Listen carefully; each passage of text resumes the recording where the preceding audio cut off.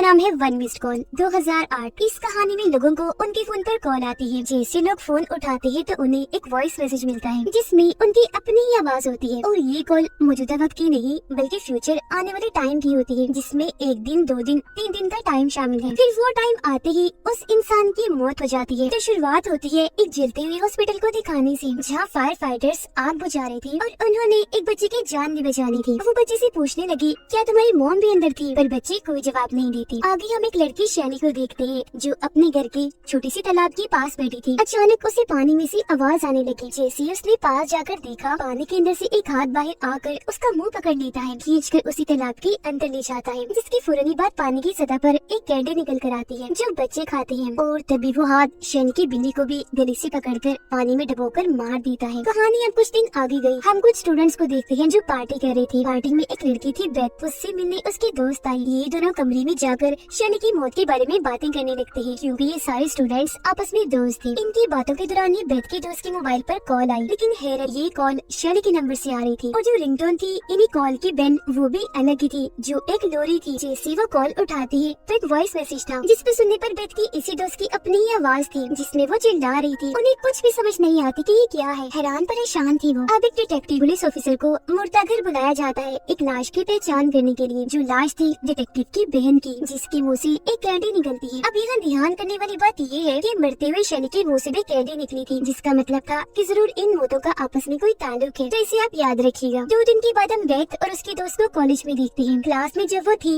तो बेथ के दोस्त को हेलुसिनेशंस होने लगी, यानी ऐसे ख्याल ऐसी चीजें दिखाई दे रही थी जो असल में थी भी नहीं। जैसे बेथ के हाथ पर उसे बिच्छू रेंगते हुए नजर आया। क्लास खत्म होने के बाद बेथ उसे कॉफी पीने का पूछती है, पर वो साथ जाने से मना करके लाइब्रेरी आ जाती है। लाइब्रेरी बंद होने के बाद बेथ की दोस्त जब घर जा रही थी तो उसे और भी हेलुसिनेशंस होने लगती है। हर जगह उसे भूत आत्माएं शैतान दिख रहे थे जिनसे वो बहुत डर गई थी क्योंकि जाहिर है सभी बहुत भयानक थे। डर के आलम में वो बेथ को कॉल करती है। वो कहती है घबराओ नहीं, मैं तुम्हारे पास ही हूँ, बस 2 मिनट तक पहुँचती हूँ। लेकिन वो तो इतनी डरी हुई थी कि उसकी हालत खराब होने लगी। डरते डरते वो एक ऊंची जगह से गिर गई। ट्रेन से टकराने से उसका एक्सीडेंट हो गया। वो इतनी जख्मी हो गई कि फौरन ही उसकी मौत हो जाती है। इसी दौरान बेथ भी यहाँ पहुँच गई और ये हादसा होते हुए वो भी देख लेती है। उसे अजीब तरह की आवाज भी सुनाई दी गई। अपनी दोस्त की लाश के पास जब वो आई तो उसके मुंह से भी कैंडी निकलती है। बेथ उसका फोन चेक करती है जिसमें कॉन्टेक्ट नंबर ऊपर नीचे हो रहे थे। ऐसा लग रहा था जैसे कोई दूसरा नंबर निकालने की कोशिश कर रहा है। इसके बाद कॉलेज में 2 लड़कियाँ इस हादसे के बारे में बात कर रही थी कि बेथ की दोस्त की भी मौत हो गई। उसकी और शैली की मौत एक तरह से ही हुई, एक फोन कॉल आने की वजह से। ये बातें सुनकर बेथ का मेल फ्रेंड उन पर गुस्सा करने लगा कि बंद करो ये फजूल की बातें, ऐसा कुछ नहीं है, ये सारी चीजें मन गढ़ंत है, बकवास है। बेथ भी यहाँ आ गई, कहती है कि नहीं ये गलत नहीं है, बिल्कुल ऐसा ही है और उनकी मौत फोन कॉल की वजह से ही हुई। फौरन ही बात बेथ के मेल फ्रेंड को भी हेलुसिनेशंस होने लगी और उसे भी बिच्छू नजर आ रही थी। उसे थोड़ा अजीब लगा, इसीलिए वहाँ से वो निकल जाता है। बेथ भी उसके पीछे पीछे आई। तब उसका मेल फ्रेंड बताने लगा कि मेरे पास भी इस तरह की कॉल आई है और उस पर जो टाइम है वो कुछ देर के बाद का है। फौरन ही उसके दोस्त को भी वहाँ एक शैतान दिखा। वो काफी डर गया, वहाँ से जाने लगता है। बेथ उसे आवाज लगाती है क्योंकि वो अपना मोबाइल वही भूल कर जा रहा था। मोबाइल लेने जब वो वापस आया तो वही कुछ बोल रहा था जो उस वॉइस मैसेज में था, जिसकी फौरन ही बात यहाँ धमाका हुआ। एक रॉड आकर उसके आर पार हो जाता है जिससे उसकी भी मौत हो जाती है। यहाँ पर भी बेथ को अजीब तरह की आवाज सुनाई दी जिसकी फौरन ही बात उसके दोस्त के मुँह से भी कैंडी निकलती है। सारी सूरत हाल को देखते हुए बेथ एक लेडी पुलिस ऑफिसर से मिलती है और उसे बता रही थी कि मेरे 2 दोस्तों की अचानक ही मौत हो गई। मरने से पहले उनके पास कॉल्स आई। मेरे ख्याल से उनकी मौत का कोई न कोई ताल्लुक उन कॉल से है। मरने के बाद उनके मुंह से कैंडीज भी निकली। पुलिस ऑफिसर उसकी बातों को गौर से सुन तो रही थी पर यकीन नहीं करती, लेकिन उनकी ये सारी बातें वो डिटेक्टिव सुन लेता है जिसे हमने शुरुआत में देखा, जिसे मुर्दा घर में बुलाया गया था। वो बेथ को बताता है कि कुछ दिन पहले मेरी बहन की भी मौत बिल्कुल इसी तरह से हुई। शैली जिसकी मौत तालाब में डूबने से हुई, वो और मेरी बहन एक हॉस्पिटल में नर्स थी। पहले मेरी बहन की मौत हुई, फिर 2 दिन के बाद शैली की। मेरी बहन के मुंह से भी लाल रंग की कैंडी निकली थी, इसलिए मैं भी इस बात को मानता हूँ कि जरूर इन फोन कॉल्स, कैंडीज और इन मौतों के बीच कोई ताल्लुक है। वो फिर बेथ को अपना मोबाइल नंबर देते हुए कहता है कि कोई भी मदद चाहिए राब्ता कर लेना, मैं भी इन सब मरने वालों की फोन कॉल्स की डिटेल्स निकाल कर तुम्हें बताऊंगा। बेथ जब घर आई तो देखती है कि उसकी रूममेट एनी जो इस घर में उसके साथ रह रही थी वो काफी डरी हुई थी। बेथ को बताती है कि हमारी मेल फ्रेंड के मोबाइल में मेरा नंबर भी था, हो ना हो अगली कॉल मुझे ही आएगी, लेकिन मैं मरना नहीं चाहती। तब उसे रिलैक्स करने के लिए बेथ अपने और उसके मोबाइल की बैटरीज ही निकाल देती है और बोलती है कि देखो मैंने बैटरीज निकाल दी, अब रिलैक्स हो जाओ, हमें कोई कॉल नहीं आएगी। लेकिन रात को जब ये दोनों लड़कियां सो रही थी तो रिंगटोन होती है और ये रिंगटोन भी लो रही थी जो बेथ की रूममेट के मोबाइल पर आ रही थी। हालांकि उसके मोबाइल में बैटरी नहीं थी लेकिन फिर भी उसे कॉल आ रही थी। ये कॉल 2 दिन के बाद के टाइम की थी जो देखकर रूममेट काफी डर गई क्योंकि जो वॉइस मैसेज था उसमें रूममेट के चिल्लाने की आवाज थी। रात वैसी गुजर गई पर सुबह होते ही ये लड़कियां उसका मोबाइल ही तोड़ देती है। रूममेट से मिलने फिर एक आदमी आया जो एक लाइव टीवी शो का मालिक था। उसे पता चला कि अगली कॉल रूममेट के पास आई थी, इसीलिए वो अपने टीवी शो में उसको लाना चाहता था ताकि उसके मरने के टाइम जो कुछ भी रूममेट के साथ हो रहा हो वो सब ये टीवी शो का मालिक लाइव दिखा सके और रूममेट की जान भी जब वो बचा ली तो ये चीज भी हर कोई देख ले। लेकिन बेथ उसे ऐसा करने से मना कर देती है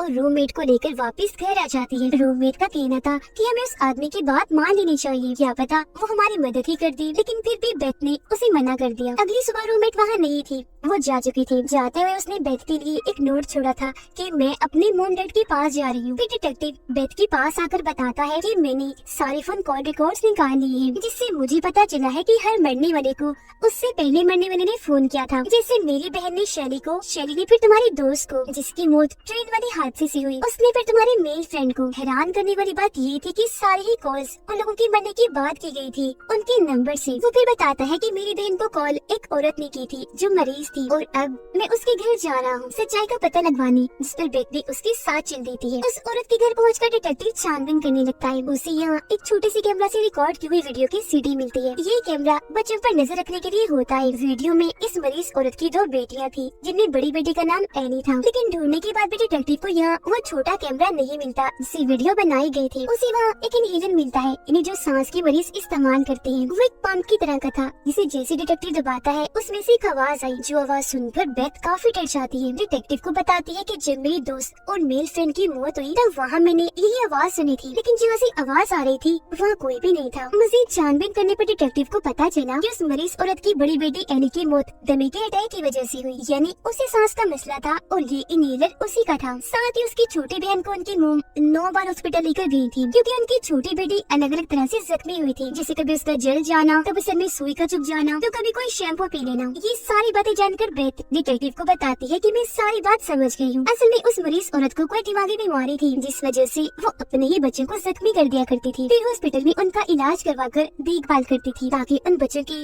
और तवज्जो ले सके। यहाँ इन्हें ये भी पता चला कि जिस हॉस्पिटल में उस मरीज औरत की बेटियों का इलाज हुआ करता था वहाँ एक नर्स ने उस औरत से पूछताछ भी की थी कि उनकी बड़ी बेटी को कब से दमे की बीमारी है और छोटी बेटी क्यों बार बार जख्मी हो जाती है। यहाँ मैं आपको बता दूं कि वो पूछताछ करने वाली नर्स और कोई नहीं बल्कि डिटेक्टिव की बहन थी जिसकी मौत सबसे पहले हुई थी। अब तभी टीवी पर बेथ अपनी रूममेट को उस लाइव शो में देखती है जहाँ टीवी शो का मालिक उसके साथ होने वाली हर चीज को लाइव दिखाएगा, जो देखकर ये दोनों जल्दी से उस चर्च के लिए निकल जाते हैं जहाँ ये शो होने वाला था। इसी दौरान रूममेट बेथ को कॉल करके सोई कहती है कि मुझे माफ कर देना, मैंने तुम्हारी बात नहीं मानी और मैं इस शो में आ गई। शो में दिखाया जाता है कि रूममेट को भी हेलुसिनेशंस होने लगी, उसे अपने आसपास शैतान दिखने लगे। जैसे बेथ और डिटेक्टिव यहाँ आए लाइट्स अपने आप ही बंद हो जाती है, जिसके बाद कोई शैतानी ताकत आकर रूममेट पर हमला कर देती है, उसका सांस रोककर जान से मार डालती है। लाइट वापस आ गई। बेथ अपनी रूममेट को मरा हुआ देखती है, उसकी मुंह से भी कैंडी निकलती है। तभी बेथ के पास अपने रूममेट की कॉल आती है जिसमें कल रात 7:55 का टाइम था। कॉल उठाने पर वॉइस मैसेज में बेथ की आवाज थी जिसमें वो चिल्ला रही थी, जिसका मतलब अगला मरने का नंबर बेथ का था। इसलिए डिटेक्टिव उसकी हिफाजत करने के लिए उसके साथ उसके घर पर ही रुकता है। अगली सुबह जब हुई तो दोनों ही काफी परेशान थे क्योंकि इनके पास बस शाम 7:55 तक का ही टाइम था बेथ को बचाने के लिए।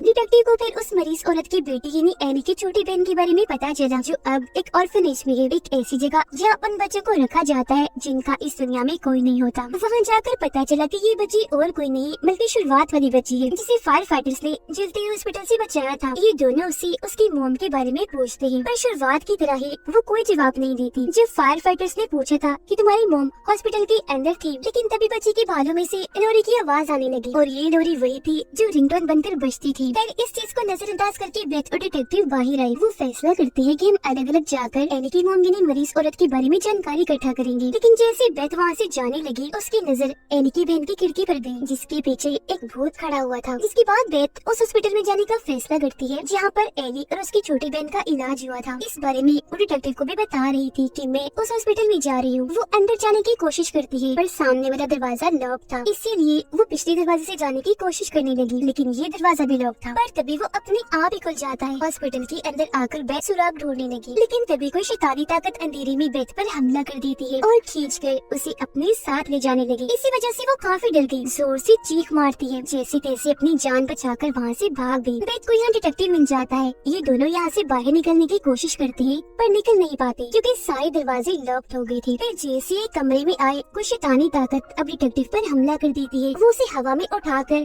कमरे से बाहर फेंक के मारती है, जिससे डिटेक्टिव को इतनी चोट आई कि वो बेहोश हो गया। कमरे का दरवाजा भी लॉक्ड हो जाता है। बेथ को यह वेंटिलेशन वाला छोटा सा रास्ता दिखता है, जिसके अंदर वो फौरन चली गई यहाँ से बाहर निकलने के लिए। जो वो उस रास्ते में थी तो उसके मोबाइल पर लगातार कॉल आ रही थी। फिर तभी बेथ को यहाँ एक जली हुई लाश दिखती है, जिसकी हालत बहुत खराब थी। उसके हाथ में एक मोबाइल था, जिसके जरिए ही बेथ के फोन पर कॉल जा रही थी। बेथ फौरन उसे फोन छीनकर तोड़ देती है। ऐसा होने से लाश में थोड़ी हलचल हुई। इसे देखकर बेथ वहाँ से भागने लगी। उसके पीछे पीछे लाश भी भागी। पास आते आते वो बेथ के ऊपर ही आ जाती है। वो काफी डर गई। लाश को कहती है, प्लीज डोंट हर्ट मी, यानी मुझे तकलीफ मत देना। बेथ बार बार यही लाइन दोहरा रही थी कि प्लीज डोंट हर्ट मी, जिससे फौरन लाश भी बेथ को कुछ नहीं करती, उल्टा ये कहती है फॉरगिव मी, यानी मुझे माफ कर दो। तभी इधर डिटेक्टिव भी आ गया। देखता है कि 7:55 हो गई है, पर बेथ की जान नहीं गई, वो बच गई। अगले ही पल बहुत सारे पुलिस ऑफिसर्स आ गए उनकी जान बचाने के लिए। बेथ डिटेक्टिव से कहती है कि मुझे यहाँ लाया गया इसलिए नहीं कि मार दिया जाए, बल्कि इसलिए कि मेरी जान बच जाए। उस जली हुई लाश ने ही मेरी जान बचाई। डिटेक्टिव ऑर्फनेज में जाता है एनी की बहन से मिलने के लिए, पर वो सोई हुई थी। डिटेक्टिव को वहाँ बच्चे का भालू मिलता है और उसे पता चला कि वो छोटा कैमरा ही दरअसल ये भालू है। यानी है तो ये कैमरा, बस इसे भालू की शक्ल दी हुई है जो बच्चे पर नजर रखता है। उसमें से सीडी निकाल कर डिटेक्टिव वीडियो देखने लगा और उसे पता चला कि इस बच्चे की मोम नहीं बल्कि उसकी बड़ी बहन एनी ही उस पर जुल्म करती थी, उसे चोट पहुंचाती थी। हर दिन अलग अलग तरीके से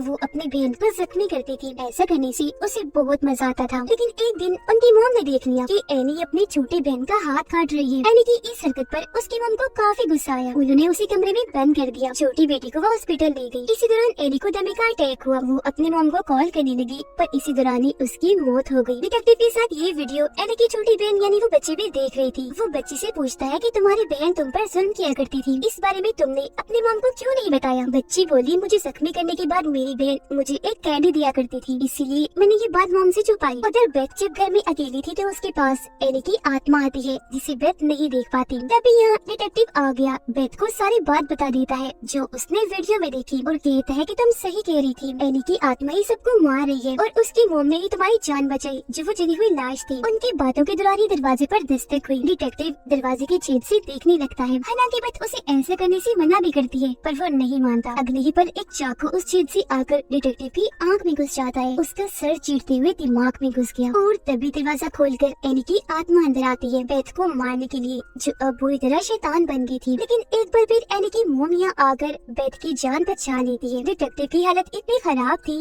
कि उसकी भी मौत हो जाती है। उसके मुंह से भी एक कैंडी बाहर आती है। उसके मोबाइल से फिर नंबर अपने आप ही डायल होने लगते हैं अगले शिकार के लिए। अब यहाँ मैं आपको इस मूवी का खुलासा कर देती हूँ, और वो ये कि एनी ही शैतान थी। असल में बचपन से ही उसमें शैतानी हरकतें थी। जैसे अपनी बहन को जख्मी करने के बाद वो उसे कैंडी देती थी, लेकिन जब उसकी मौत हुई तो वो एक पूरी शैतान बन गई और फिर लोगों को मारने के बाद उन्हें कैंडी देती थी। इसीलिए हर किसी के मुंह से कैंडी निकलती थी। और जिस तरह से उसकी मौत हुई, अपनी मम को कॉल करते करते ऐसे ही वो लोगों को मारने के बाद उनके नंबर से अगले मरने वाले इंसान को कॉल कर दिया करती थी। और इसी के साथ ये कहानी इधर ही खत्म हो